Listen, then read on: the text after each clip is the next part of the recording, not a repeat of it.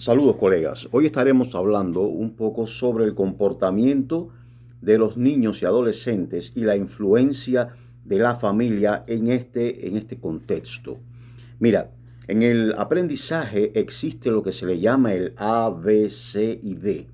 Estos puntos tienen que ver directamente con los objetivos del aprendizaje. Sin embargo, podemos ampliarlos en lo que es el contexto educativo general. Por ejemplo, el A tiene que ver con audiencia, el B tiene que ver con comportamiento, el C tiene que ver con condición y el D tiene que ver con grado. Pero quiero centrarme específicamente en el segundo, en el B, en el comportamiento. Muchos de nosotros hemos escuchado palabras o expresiones como estas. El carácter de mi hijo es así porque se crió en un ambiente del barrio con tales condiciones. O la escuela donde iba no tenía el puntaje adecuado, es decir, no era una escuela tan buena. O el grupo que se reunía en esa escuela, la población que asistía a la escuela no era una población con tal o más cual característica. Y aunque el entorno tiene que ver con definitivamente el desarrollo del comportamiento, sobre todo en niños y adolescentes que están en la etapa de formación, pues no siempre es así.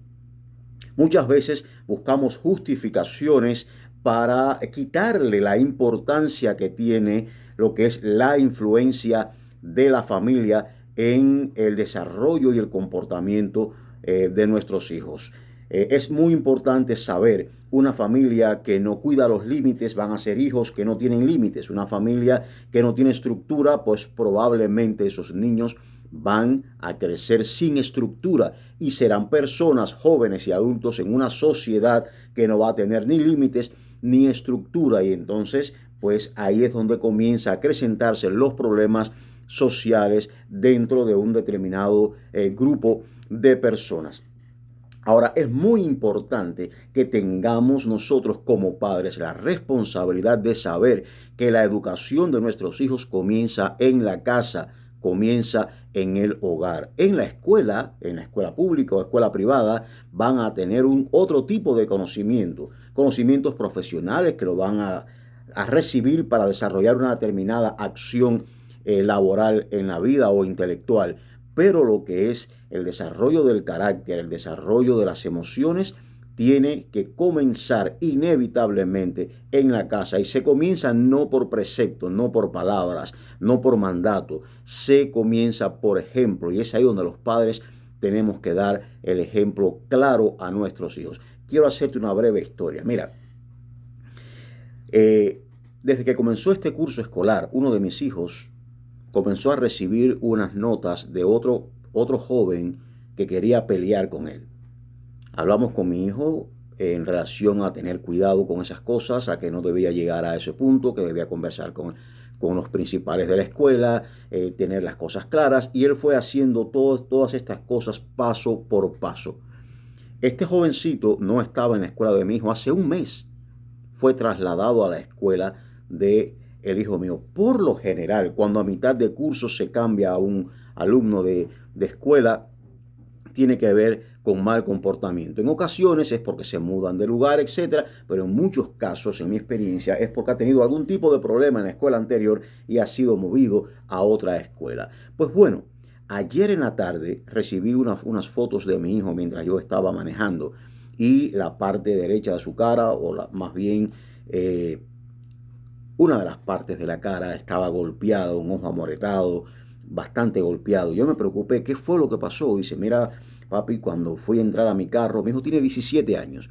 Cuando entré a mi carro, abrí la puerta, dejé la puerta abierta para que saliera el calor del carro, me senté y fui a arrancar. De repente, no sé de dónde salió este muchacho, entró y comenzó a pegarme en la cara fuertemente. Yo intenté salir del carro y él me aguantó por el cuello y me siguió pegando hasta que brevemente vinieron otros y se metieron, y yo vine para la casa. Estaba bastante golpeado.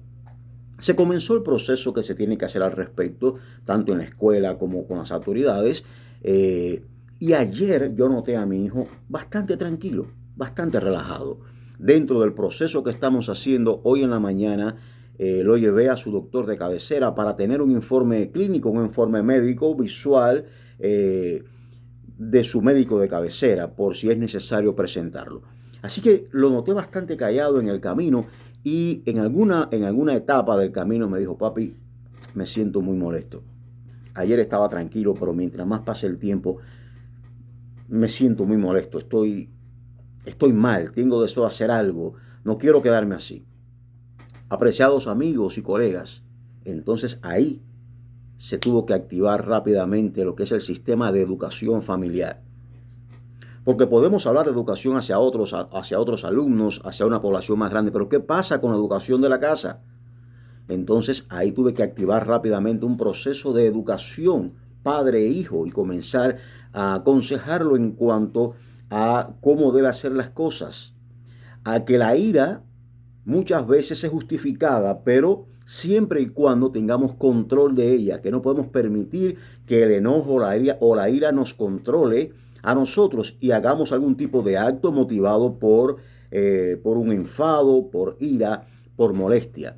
Y tuve que todo el resto del camino hablar con él en cuanto al control, en cuanto a hacer las cosas bien, en cuanto de la importancia de actuar correctamente, porque cuando se actúa correctamente ya es lo contrario a la otra forma de actuar, a la forma que actuó el otro joven. Y sentí alegría cuando al final, llegando casi a la consulta del doctor, me dijo, papi, gracias, te entiendo, eso es lo que voy a hacer. Apreciados colegas, recuerda esto.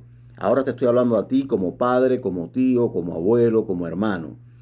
Aunque podemos dedicar tiempo a hablar de la educación de nuestros alumnos en nuestros respectivos salones de clase, la principal educación que tenemos que poner máxima atención es en la casa. Si nuestros hijos, nuestros nietos, nuestros sobrinos, nuestros hermanos son educados correctamente, tendremos alumnos adecuados y correctos dentro del salón de clase. Y entonces la enseñanza técnica de las escuelas será mucho más próspera y tendrá un mejor resultado. Recordemos esto para terminar.